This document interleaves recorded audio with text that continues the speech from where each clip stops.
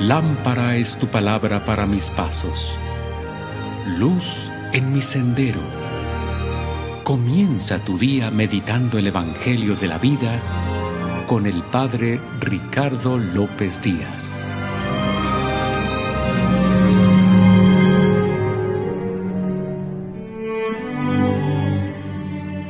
Hoy jueves 7 de agosto, escuchemos el Santo Evangelio según San Mateo. En aquel tiempo, cuando llegó Jesús a la región de Cesarea de Filipo, hizo esta pregunta a sus discípulos: ¿Quién dice la gente que es el Hijo del Hombre? Ellos le respondieron: unos dicen que eres Juan el Bautista, otros que Elías, otros que Jeremías o alguno de los profetas. Luego les preguntó: ¿y ustedes, quién dicen que soy yo? Simón Pedro tomó la palabra y le dijo: tú eres el Mesías, el Hijo de Dios vivo. Jesús le dijo entonces: dichoso tú, Simón, hijo de Juan, porque esto no te lo ha revelado ningún hombre, sino mi Padre que está en los cielos. Y yo te digo a ti que tú eres Pedro, y sobre esta piedra edificaré mi iglesia. Los poderes del infierno no prevalecerán sobre ella.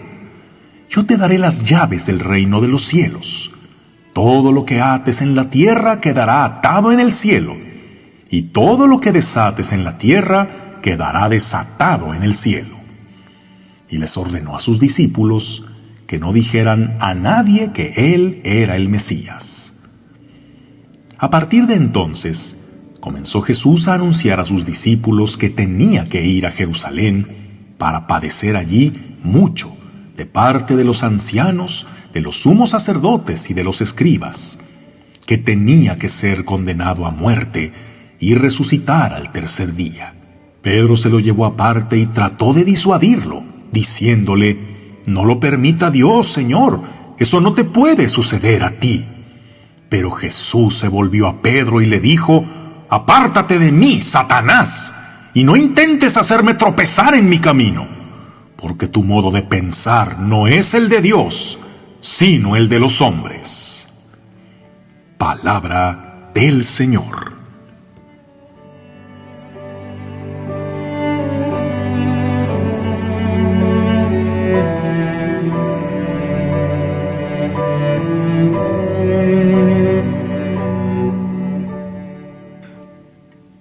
La gente de este tiempo es llamada la generación de cristal, en contraste con la ya casi extinta generación de hierro. Nuestros abuelitos que crecieron entre guerras, carencias, disciplina rígida y condiciones durísimas, que como sea, forjaron su carácter y los hicieron resistentes a la adversidad, habituados al sacrificio, a una vida tantas veces injusta, pero que había que enfrentar callándose, resistiendo y trabajando más duro. Pero quienes van tomando en el mundo el lugar de la generación de hierro son la generación de cristal, que, claro, sin generalizar, pero muestra síntomas de ser más frágil y menos resistente. Una generación a la que le tocó una vida mucho más fácil, con tecnología que lo simplifica todo, con libertades y derechos que antes no se tenían, con los que se trata de suprimir cualquier clase de sufrimiento o dificultad. Lo bueno, que se han superado tantas formas de opresión, de abuso e injusticia.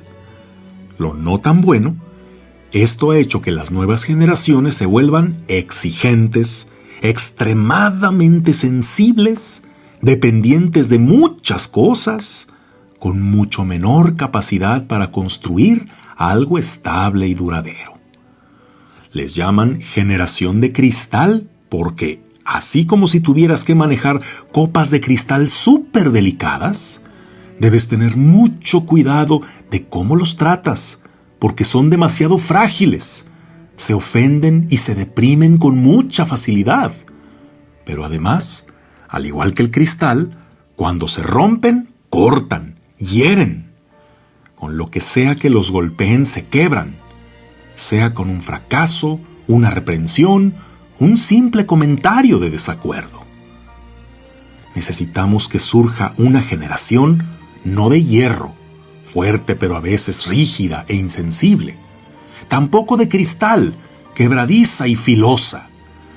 Hoy lo que se necesita es una generación de roca, firme para sostener, humilde para dejarse moldear, resistente a los golpes de la vida, pero que cuando sea golpeada, se perfeccione y saque lo mejor de sí.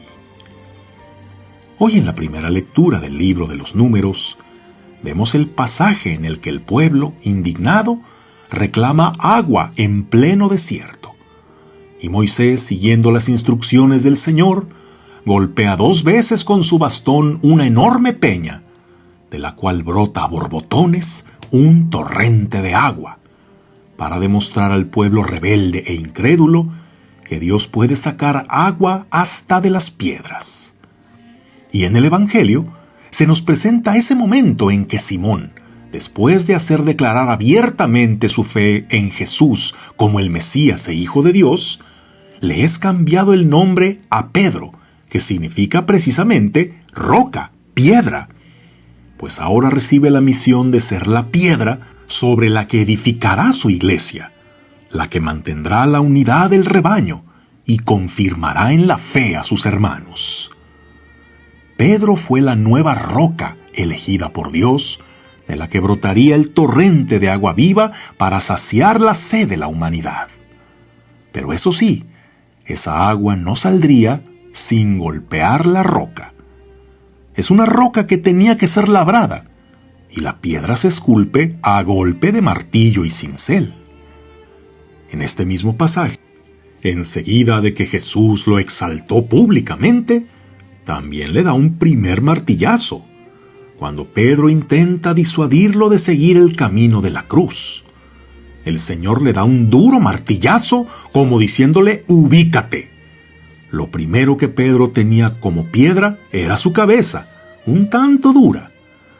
Haría falta en esta y en muchas ocasiones golpearla con el martillo de la corrección, no para destruirla, sino para moldearla.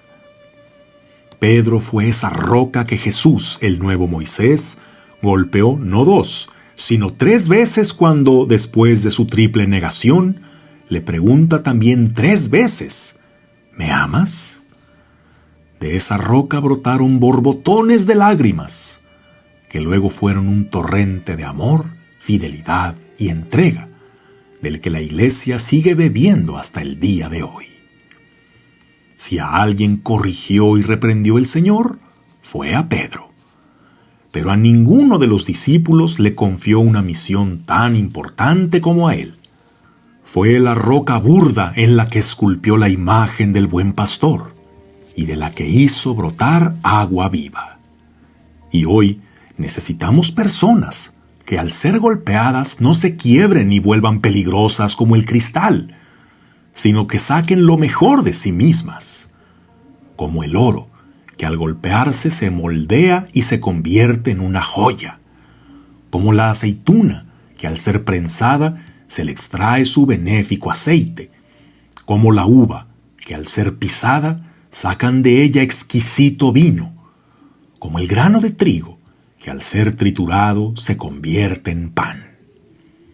Lo frágil al ser golpeado se rompe, lo que es noble al ser golpeado se transforma, se perfecciona, da lo mejor de sí. Sin importar la edad que tengas, ¿te consideras representante de la generación de cristal? Cuando recibes el golpe de una crítica, una reprensión, justa o no, un fracaso laboral, una discusión familiar, una petición no concedida, una pérdida dolorosa, demuestras que eres resentido, rencoroso, te enfureces desproporcionadamente, te deprimes, te alejas, te rindes. ¿O te das cuenta de que lo mejor que se ha forjado en ti es gracias a esos golpes de la vida? Si Dios puede sacar agua hasta de las piedras, también puede sacar de ti mucho más de lo que imaginas. Pero has de estar dispuesto a aguantar vara, afrontando con humildad, resiliencia y valor los golpes de la vida que inevitablemente vendrán, pero que a unos quebran y a otros perfeccionan. Que tengas un día lleno de bendiciones.